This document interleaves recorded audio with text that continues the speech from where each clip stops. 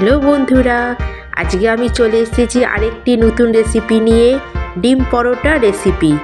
সত্যি বন্ধুরা, এই ডিম পরোটা রেসিপিটা এতই টেস্টি হয়, বাচ্চা থেকে বড় সকলের প্রিয়। দুর্দান্ত স্বাদের এই ডিম পরোটা এইভাবে বানালে পরোটা যেমন ফুলবে তেমন ভিতরে অনেক লেয়ার হবে। ব্রেকফাস্ট বা ডিনারে অতি কম সময় তৈরি করে নিতে পারবেন। ডিম পরোটা বানানোর জন্য প্রথমে আমি ময়দা মেখে নেব।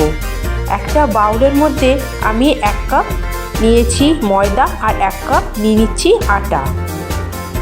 আপনারা চাইলে শুধু ময়দা বা শুধু আটা দিয়েও এই পরোটা করতে পারেন। এবার এর মধ্যে দিয়ে দিচ্ছি 1/2 চামচ নুন আর 1/2 চামচ চিনি দিয়ে দিলাম। আর এর মধ্যে 2 চামচ মতো রিফাইন্ড অয়েল দিয়ে দিচ্ছি। এবার সব কিছুকে একসাথে মিশিয়ে এবার জল দিয়ে একটা আমাদের ডো মেখে নেব। লুচি বা পরোটার যেমন ডোটা মাখা হয় আমাদের ঠিক ওরকম করেই মেখে নিতে হবে। ডোটাকে খুব ঠেসে ঠেসে মাখবেন, তাহলে কিন্তু পরোটাটা খুব নরম হবে। লুচি বা পরোটার জন্য যেরকম ডোটা মাখি খুব নরম নয়, আবার খুব শক্ত নয়, এই রকমই মেখে নিয়েছি।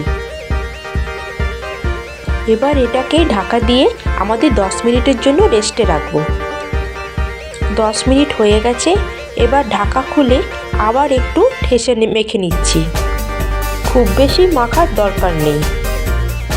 এবার আমি লেচি কেটে নেব। পরোটার মতো সাইজে লেচি কেটে নিচ্ছি। আমার সব লেচিগুলো কাটা হয়ে গেছে। এবার আমি শুকনো ময়দা দিয়ে এগুলোকে বেলে নিচ্ছি। প্রথমে আমরা বড় রুটির মতো এটাকে বেলে নেব। খুব মোটাও বেলবো না, আবার খুব পাতলাও বেলবো না। আমার একটা বেলা হয়ে গেছে। এবার আমি ছুরি দিয়ে মাঝখান থেকে 2 ভাগে চিড়ে নেব।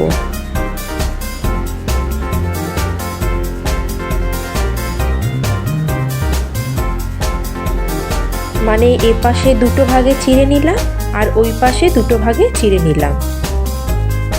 একই রকম ভাবে আমি 2 ভাগে চিড়ে নিয়েছি।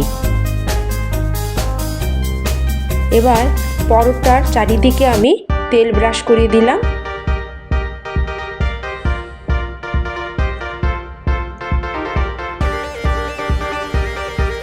আর উপর থেকে শুকনো ময়দা ছড়িয়ে দিলাম।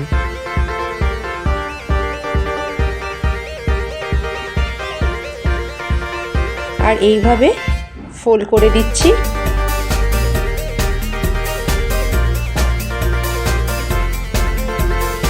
এবার এইভাবে আমি এটাকে ফোল্ড করে নিচ্ছি।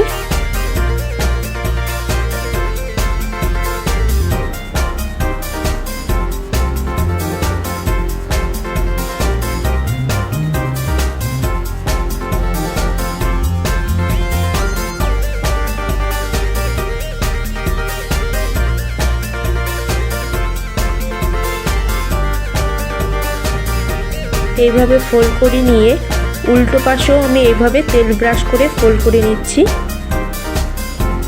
পুরো পরোটার উপরেই আমি তেল ব্রাশ করে ময়দা ছিটিয়ে দেবো।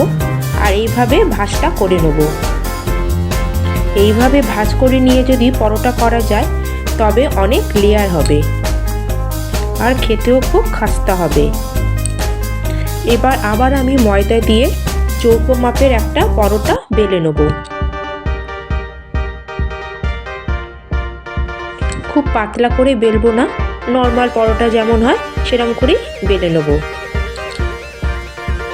এইভাবেই সব পরোটাগুলো বেলে নিয়েছি। এবার একটা থালার মধ্যে আমি 2 ডিম ফাটিয়ে নিচ্ছি। আমি এখানে 4টে পরোটা তৈরি করব, তাই এখানে 2 ডিম নিয়েছি। আপনারা যদি বেশি পরোটা তৈরি করেন তাহলে ডিমের পরিমাণটা বাড়িয়ে নেবে। এবার এর মধ্যে পরিমাণ মতো নুন দিয়ে দিচ্ছি। আর একটা মিডিয়াম সাইজের পেঁয়াজ কুচিয়ে দিয়ে দিচ্ছি। 2 কাঁচা লঙ্কা কুচিয়ে দিয়ে দিচ্ছি। কিছুটা ধনেপাতা কুচি দিয়ে দিচ্ছি।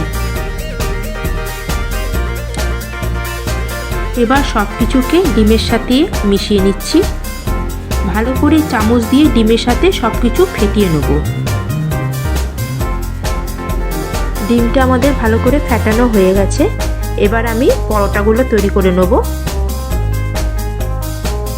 এবার পরোটাটা আমি হাতে নিয়ে ডিমের মধ্যে ডুবিয়ে খুব ভালো করে মাখিয়ে নিচ্ছি।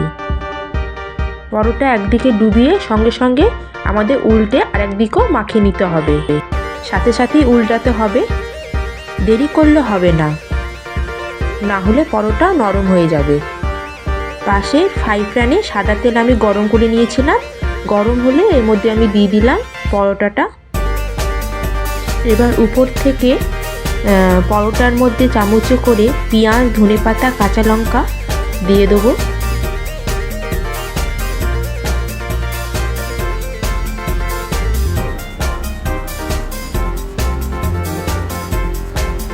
একদিকে কিছুটা ভাজা হয়ে গেলে এটাকে আমি উল্টে নিয়ে অপর পাশটাও ভেজে নেবো ভালো করে। এইভাবে চেপে চেপে ভাজলেই দেখবেন পরোটাটা খুব সুন্দর ফুলছে।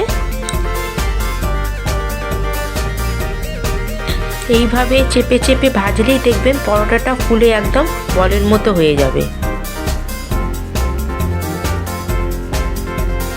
এইভাবে উল্টে পাল্টে আমাদের লালচে করে ভেজে নিতে হবে।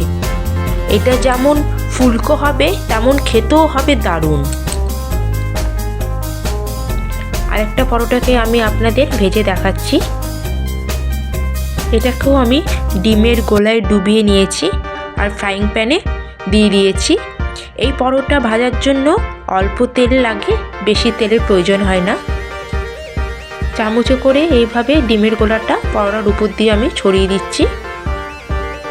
এইভাবে আমি পরোটাটাকে ফ্রাই প্যানে নিয়ে উল্টে পাল্টে লালচে করে ভেজে নিচ্ছি। একটু লালচে করেই ভাজতে হবে, তাহলে খেতে বেশ ভালো হয় বন্ধুরা।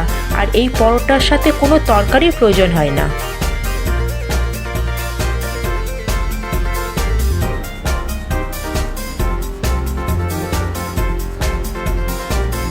এভাবে প্রত্যেকটা পরোটা আমি ভেজে নিয়েছি আর খেতেও হয়েছিল অসাধারণ।